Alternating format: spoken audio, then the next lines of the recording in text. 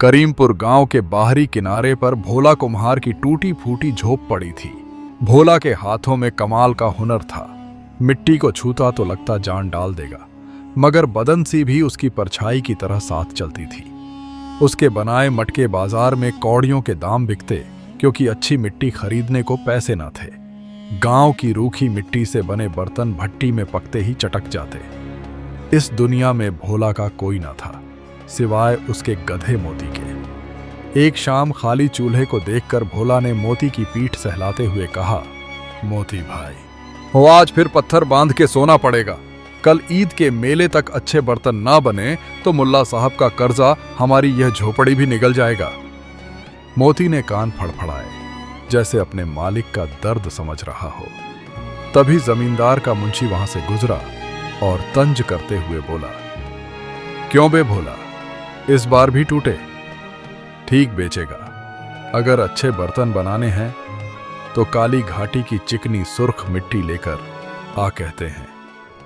वहां की मिट्टी सोना उगलती है, मगर वहां से जिंदा लौटना किसी के बस की बात नहीं। मुंशी जोर से हंसा और चला गया। भोला की आंखों में चमक आ गई। काली घाटी गांव से कोसों दूर घने जंगलों के बीच वह जगह जहां लोग कहते थे रूहों का डेरा है। लेकिन भोला के पास खोने को कुछ न था, सिवाय भूख और गरीबी के। उसने मन ही मन ठान लिया, मोती अब या तो किस्मत बदलेगी या मौत मिलेगी। काली घाटी जरूर जाएंगे। अगली सुबह सूरज की पहली किरण से पहले ही भोला और मोती निकल पड़े। भोला के कंधे पर कदाल थी और मोती की पीठ पर मिट्टी लाने स्टटे की 2 बोरियां लदी थीं। जैसे जैसे गांव पीछे छूटता गया, हरियाली कम होती गई, सन्नाटा गहरा होता गया। काली घाटी के दहाने पर पहुंचते ही मोती अचानक रुक गया। पांव जमीन में गाड़ दिए, आगे बढ़ने से इनकार कर दिया। वो जोर जोर से रेंकने लगा और पीछे खींचने लगा। जानवरों को खतरे की बगकोड इंसानों से पहले आ जाती है।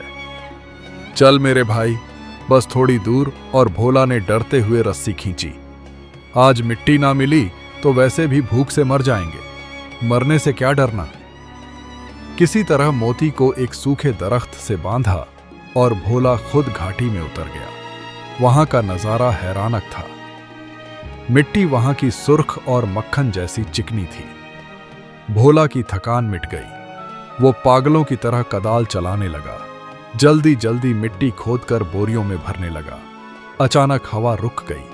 परिंदों की चहचहट एकदम बंद हो गई। फिर ठीक पीछे से एक खनकती आवाज आई, जैसे शीशे के टुकड़े आपस में टकरा रहे हो। इतनी भी क्या जल्दी है कुम्हार, जरा सुस्ता तो लो। भोला का पूरा बदन का गया। कदाल हाथ से छूटकर गिर गई। उसने आहिस्ता आहिस्ता पीछे मुड़कर देखा। सामने पुराने बरगद की डाल पर एक औरत बैठी थी। बला की खूबसूरत, मगर आंखों में वीरान गहराई थी। वो मुस्कुरा रही थी, मगर वह मुस्कुराहट जिससे खून जम जाए। वो पेड़ से नीचे कूदी। सूखे पत्तों ने कोई आवाज ना की। धीरे धीरे भोला की तरफ बढ़ने लगी। भोला घुटनों के बल गिर पड़ा। हाथ जोड़कर गिड़गिड़ाया, मुझे मत मारो सरकार, मैं तो बस एक गरीब कुम्हार हूं। पेट की आग बुझाने आया था। खाली हाथ वापस चला जाऊंगा। वो औरत और करीब आई। झुककर भोला का चेहरा देखा और ठंडी आवाज में बोली, मैंने कब कहा? मैं तुम्हें मारना चाहती हूं। बरसों बाद कोई इंसान यहां आया है, वो भी इतना हुनरमंद। मैं तुम्हें तब से देख रही हूं जब से तुम घाटी में उतरे हो।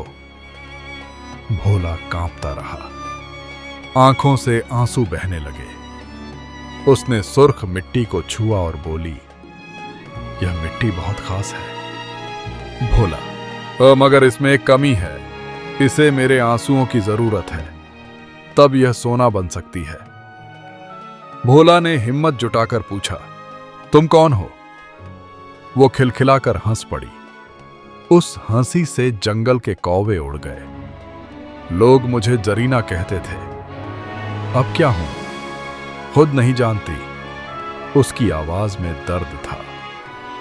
मुझे तुम्हारा साथ चाहिए कुम्हार, इस वीराने से अता गई हूं। भोला को लगा अब आखिरी वक्त आ गया, मगर जरीना की आंखों में उसे भूख नहीं, एक अजीब तड़प दिखी। वशत नहीं, अकेलापन दिखा। अगर मैं तुम्हें ना मारूं, जरीना ने शर्त रखी, तो क्या तुम मुझे अपनी इस मिट्टी के साथ अपने साथ ले चलोगे, घर ले चलोगे? जरीना ने आहिस्ता कहा, मैं वादा करती हूं, तुम्हें दुनिया का सबसे बड़ा कुम्हार बना दूंगी। बस एक शर्त है। हवा तेज चलने लगी। ऊपर से मोती के रेंगने की आवाज आई, जो डर के मारे रस्सी तोड़ने की कोशिश कर रहा था। भोला दोराहे पर खड़ा था। एक तरफ मौत, दूसरी तरफ अनजान सा आया। क्या शर्त है सरकार? जरीना धीरे से मुस्कुराई। उसके लबों से निकले अल्फाज हवा में तैरने लगे। शर्त बहुत सादा है कुम्हार। मैं तुम्हारे साथ चलूंगी, तुम्हारे घर रहूंगी, तुम्हारे हुनर में अपनी ताकत मिलाऊंगी, मगर मुझे तुम्हारे सिवा कोई नहीं देख पाएगा। जिस दिन किसी तीसरे को बताया या किसी ने मुझे देखने की कोशिश की, मैं हमेशा के लिए चली जाऊंगी। और याद रहे, मेरा जाना तुम्हारे लिए अच्छा नहीं होगा। भोला के पास सोचने का वक्त ना था। पेट की भूख डर से बड़ी होती है। उसने कांपते हाथ जोड़े और सर झुका दिया। मुझे मंजूर है सरकार। मेरी टूटी झोपड़ी में आता ही कौन है? किसी को कुछ नहीं बताऊंगा। जरीना ने गहरी सांस ली, जैसे सदियों की थकान उतार रही हो। तो फिर चलो कुम्हार, अब से मेरी किस्मत तुम्हारे चाक से बंध गई। भोला लड़खड़ाते कदमों से ऊपर चढ़ा। मोती बुरी तरह रेंग रहा था।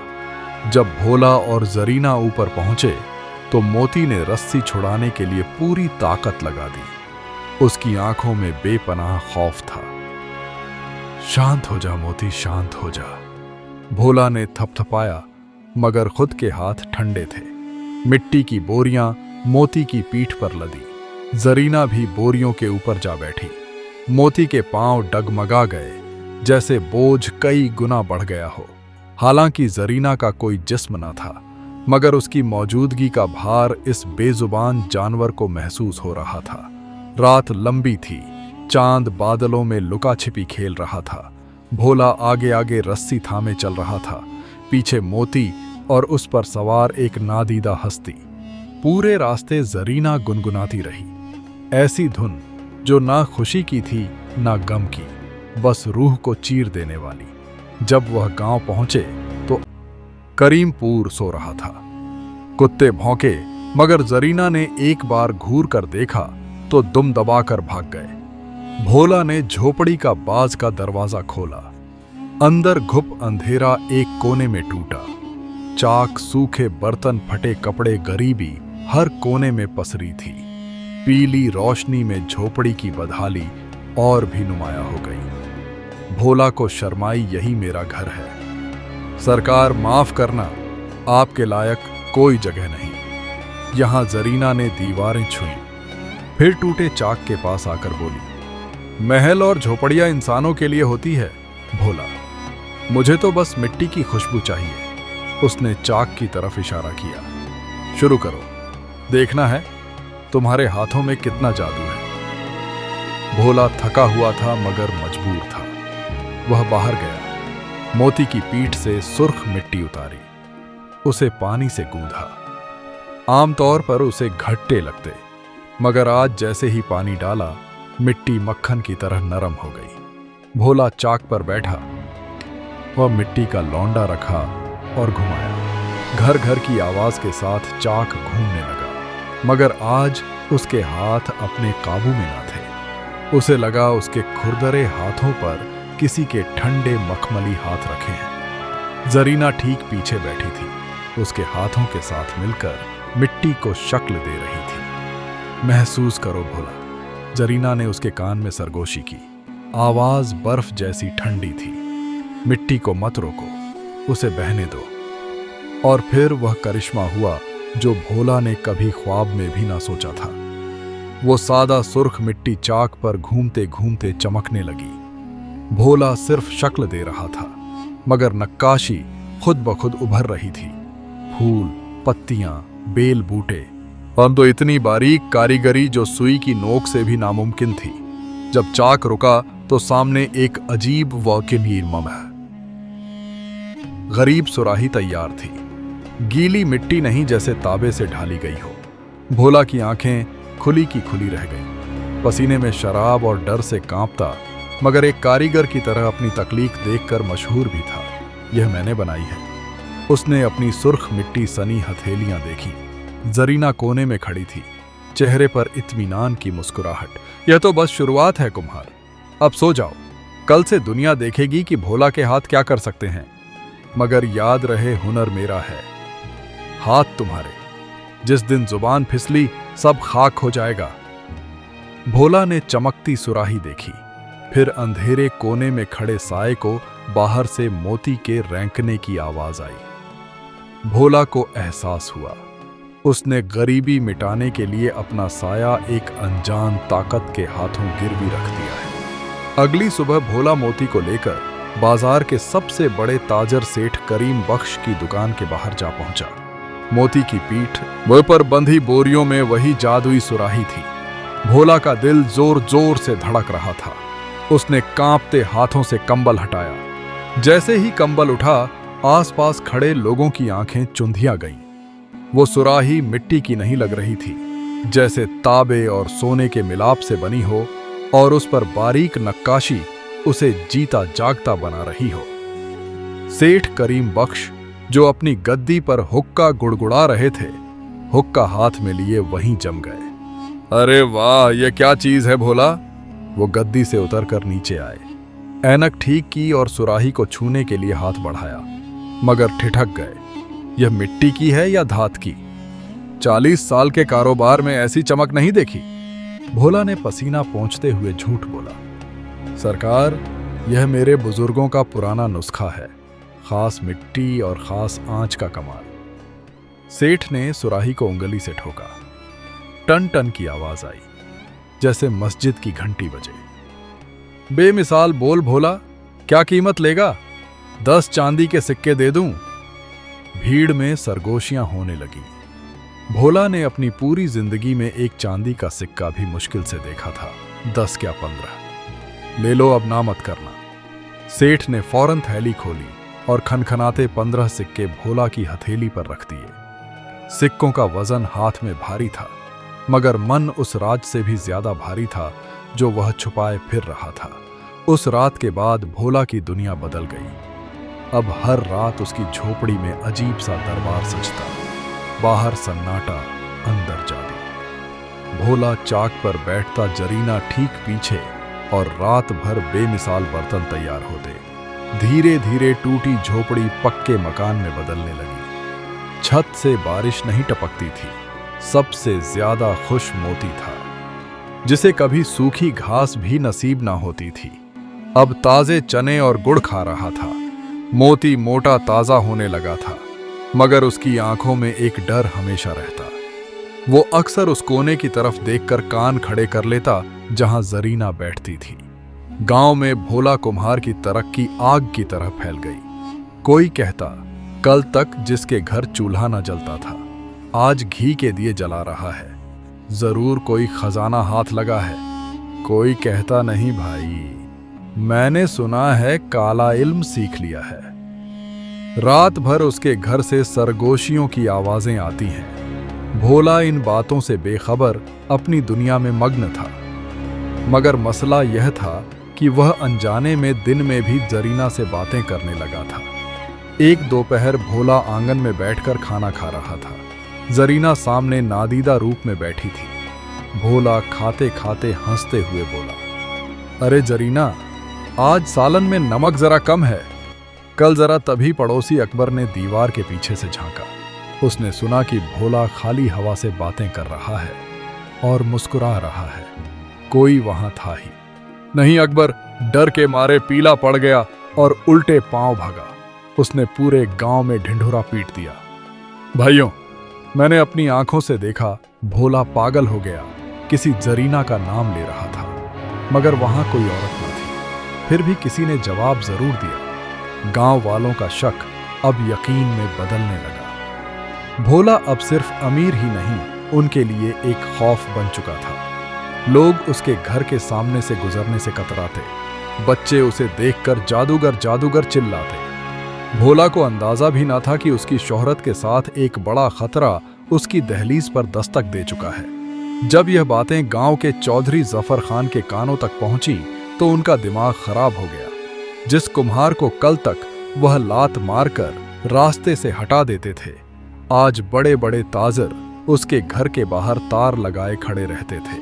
जफर खान ने हुक्का गुड़गुड़ाते हुए अपने लठत चंगेज से कहा, चंगेज देख रहा है, वह 2 कौड़ी का कुम्हार अब हमसे ऊंची हवेली बनाने की सोच रहा है। सुना है शहर से नवाब साहब खुद उसके हाथ के बने बर्तन लेने आ रहे हैं। चंगेज ने आग में घी डालते हुए कहा, मालिक, बात सिर्फ पैसे की नहीं, लोग कहते हैं ऊपरी हवा का चक्कर है, वरना एक अकेला आदमी रात भर में 100 सुराहियां कैसे बना सकता है, वह भी ऐसी नक्काशी वाली जो इंसानी हाथों से नामुमकिन है। जफर खान की आंखों में एक करू चमक आ गई। ऊपरी हवा, काला इल्म, बस यही मौका है। अगर साबित हो गया कि यह जिन या भूत की मदद लेता है तो गांव वाले खुद इसे पत्थरों से मारकर निकाल देंगे। आज रात हम खुद देखेंगे बाहर उसकी झोपड़ी में क्या खिचड़ी पकती है। वह अमावस की काली रात थी। पूरा गांव गहरी नींद में था, मगर भोला के घर में मध्यम रोशनी जल रही थी। घर के पिछवाड़े घने नीम के दरख्त के पीछे जफर खान और चंगेज दबे पांव जाकर छुप गए। अंदर से घर घर चाकक की आवाज आने लगी। जफर खान ने खिड़की के रास्ते झांका और जो मंजर देखा उसका खून जम गया। चाक के पास भोला बैठा था, मगर मिट्टी को छू नहीं रहा था। चाक खुद ब खुद तेज घूम रहा था। गीली मिट्टी हवा में उठ रही थी और नादीदा उंगलियां उसे शक्ल दे रही थी। देखते ही देखते मिट्टी का बेजान लौंदा खूबसूरत सुराही में बदल गया। भोला हवा में देखकर मुस्कुरा रहा था। जरीना, अब तुम थक गई होगी, जरा आराम कर लो। चंगेज के पांव एक सूखे पत्ते पर पड़े। चट की आवाज हुई। अंदर सन्नाटा छा गया। चाक भी रुक गया। कौन है वहां? अब भोला चिल्लाया। जफर खान और चंगेज उल्टे पांव भागे। वह समझ गए थे मामला इंसान का नहीं। जफर खान के चेहरे पर पसीना था, मगर होठों पर तह की मुस्कुराहट। अब नहीं बचेगा भोला, अब नहीं बचेगा। अगली सुबह भोला अभी सोकर उठा भी ना था कि दरवाजे पर भारी लाठियां बजने लगी। बाहर निकल पाखंडी, बाहर निकल जादूगर। भीड़ चिल्ला रही थी। भोला घबराकर बाहर आया। मोती रस्सियां तोड़ने की कोशिश कर रहा था और जोर जोर से रेंग रहा था। उसे शायद आने वाली मुसीबत का अंदाजा हो गया था। गांव के सरपंच और जफर खान भीड़ के साथ सामने खड़े थे।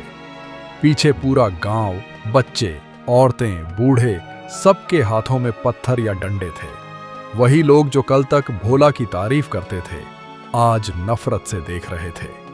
जफर खान ने आगे बढ़कर गरजते हुए कहा, पंचो, यह कुम्हार नहीं तांत्रिक बन चुका है। ब्रिस्तान की ताकतों का इस्तेमाल करता है। मैंने और चंगेज ने अपनी आंखों से देखा। उसके घर में हवा में बर्तन बनते हैं। भीड़ में शोर मच गया। मारो इसे, इसने चुड़ैल पाल रखी है। सरपंच ने हाथ उठाकर सबको खामोश किया। फिर भोला की आंखों में आंखें डालकर बोले, भोला, सच सच बता दे, तेरी इस तरक्की का राज क्या है? क्या जफर खान जो कह रहा है वह सच है? अगर झूठ बोला तो तुझे और तेरे इस जानवर को अभी इस गांव से बाहर निकाल दिया जाएगा। भोला की रूह कांप गई। पसीने में शराबोर उसे जरीना का वधा याद था। जिस दिन किसी को बताया मैं चली जाऊंगी, उसने लड़खड़ाते हुए कहा, नहीं मालिक, यह सब मेरी मेहनत है, मैंने कोई जादू नहीं किया। जफर खान ने आगे बढ़कर भोला का कुर्ता पकड़ लिया। अकेली मेहनत से मिट्टी हवा में नाचती है। अगर सच ना उगला तो अभी इस झोपड़ी में आग लगा दी जाएगी। चंगेज एक जलती मशाल लेकर घर की तरफ बढ़ने लगा। मोती पागलों की तरह उछलने लगा, जैसे भोला को कुछ बताना चाहता हो। भोला ने अपने घर की तरफ देखा। सालों की मेहनत, फिर उस नादीदा कोने की तरफ महसूस किया जहां शायद जरीना खड़ी सब देख रही थी।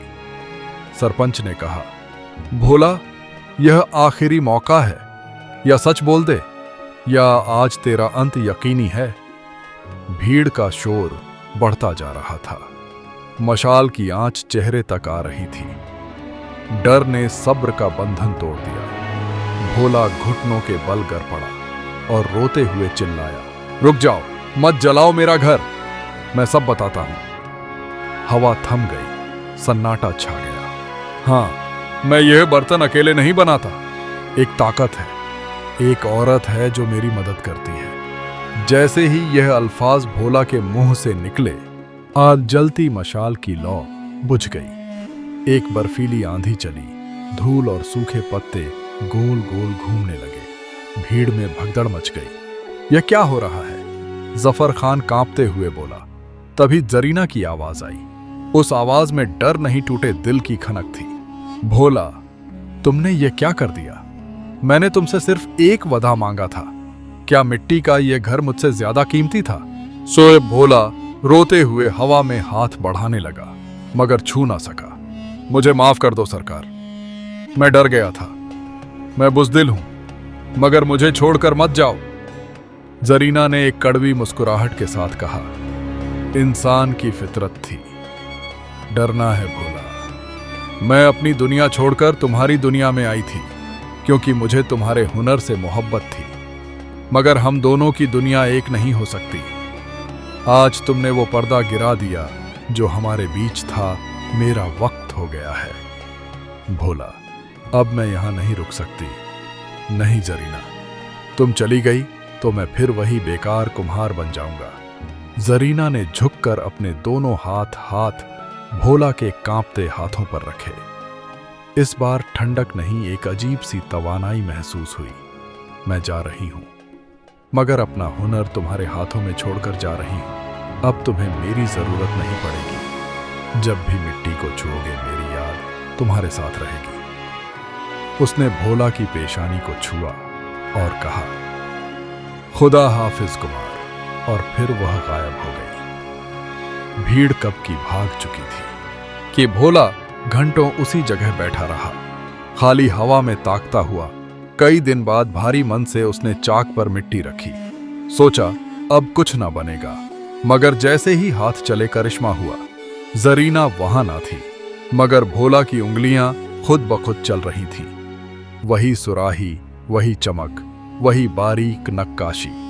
जरीना अपना वदा निभा गई, उसे दुनिया का बेहतरीन कारीगर बना गई। साल गुजरते गए। भोला अब बूढ़ा हो चुका था। मुल्क का सबसे मशहूर और अमीर कारीगर नवाब और अमीर उसके बर्तनों के लिए मुंह मांगी कीमत देते थे।